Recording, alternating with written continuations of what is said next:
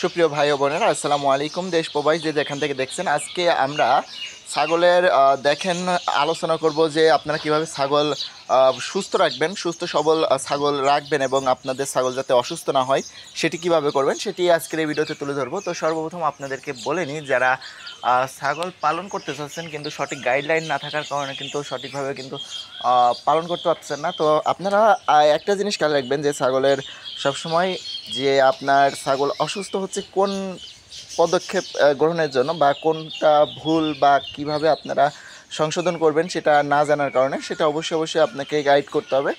যেমন এটা হতে পারে যে আপনার ছাগল অনেক সময় দেখা যায় যে অতিরিক্ত মাত্রায় পচনযুক্ত খাবার খাওয়ানো, যেমন আপনার ভাত, বাসি ভাত, তারপরে আপনার অতিরিক্ত সবুজ ঘাস খাওয়ানো, এগুলা কিন্তু ছাগলকে অসুস্থ করে ফেলে এবং ছাগলের ভেতর থেকে কিন্তু শেষ করে ফেলে। কারণ এগুলা খাওয়াইলে কিন্তু ছাগলের পাতলা পায়খানা হবে, আর পাতলা পায়খানা হলে কিন্তু ছাগল কিন্তু অসুস্থ হয়ে যায়। তো আর ঘরটা আপনারা সবসময় পরিষ্কার পরিচ্ছন্ন রাখবেন, যেখানে রাখবেন সেটাও পরিষ্কার পরিচ্ছন্ন রাখবেন।